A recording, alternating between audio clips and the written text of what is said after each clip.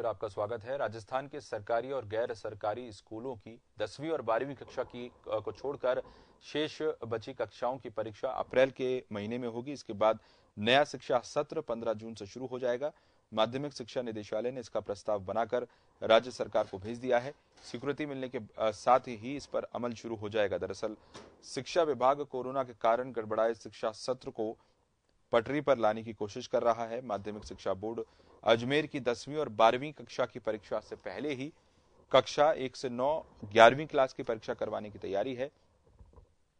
इसमें 3 से 9 और 11वीं का पेपर बनाने की जिम्मेदारी भी अलग अलग तय की जा रही है। बड़ी कक्षाओं के पेपर माध्यमिक शिक्षा निदेशालय तैयार करेगा।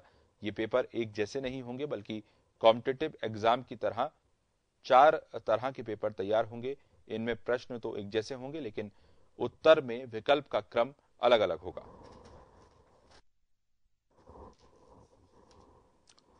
तो 10वीं और 12वीं को छोड़कर जो शेष कक्षाएं हैं उनकी परीक्षा की तैयारी है। हमारे साथ अनिल जुड़ गए हैं।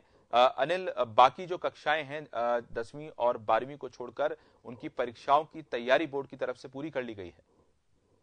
देखिए, बिल्कुल आशीष, और कोरोना काल के चलते हमने देखा कि सब कुछ सिस्टम जो है डगमगा गया। खासतौर से अगर शिक्षा महकमे की भी बात करी जाए तो काफी असर पड़ा है, क्योंकि मार्च महीने में लॉकडाउन के बाद में लगातार स्कूलें बंद रही। हालांकि फिलहाल बड़ी स्कूलें यहाँ पर खोल दी गई हैं और कक्षा 6 से लेके ऊपर वाले जो स्कूल हैं, कॉलेज जो है, उनको भी खोला जा सकता है। लेकिन फिर भी अगर देखा जाए तो ज्यादा समय नहीं हुआ है, और ऐसे में ना तो पाठ्यक्रम पूरा हुआ है, न ही परीक्षा की तैयारी हो पाई थी। तो ऐसे में पटरी पर कैसे लौटे, इसकी कवायद शिक्षा महकमा कर रहा है। और इसी मुहिम के तहत हम अक्सर पहले देखा करते थे कि बोर्ड की एग्जाम के बाद में जो अदर क्लास हैं 10th और 12th के अलावा, उनकी एग्जाम बोर्ड के एग्जाम के बाद में होती थी। लेकिन इस बार ये पहल शिक्षा महकमा की ओर से हो रही है।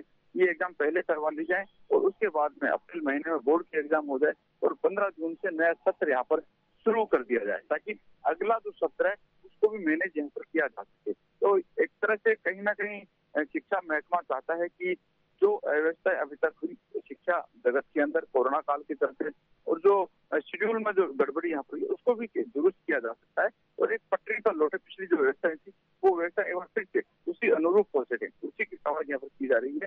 फिलहाल प्रस्ताव मुख्यमंत्री के पास में भेजा गया है, वहाँ पर इस प्रस्ताव को देखा जाएगा, मंथन किया जाएगा। अगर इसमें कुछ फेरबदल होता है तो उसके बाद में कुछ हरी झंडी दी जाती है। ये कहा जा सकता है कि इस पहल के अंदर लगभग शिक्षा महकमा ने जो प्रस्ताव देता है, लगता है कि इसी के आसपास जो है वो परमिशन यहाँ पर मिलने वाली है और उसी के अनुरूप आगे के जो कार्यक्रम है वो भी होना संभव है। जी, धन्यवाद आपका अनिल, तमाम जानकारी के लिए।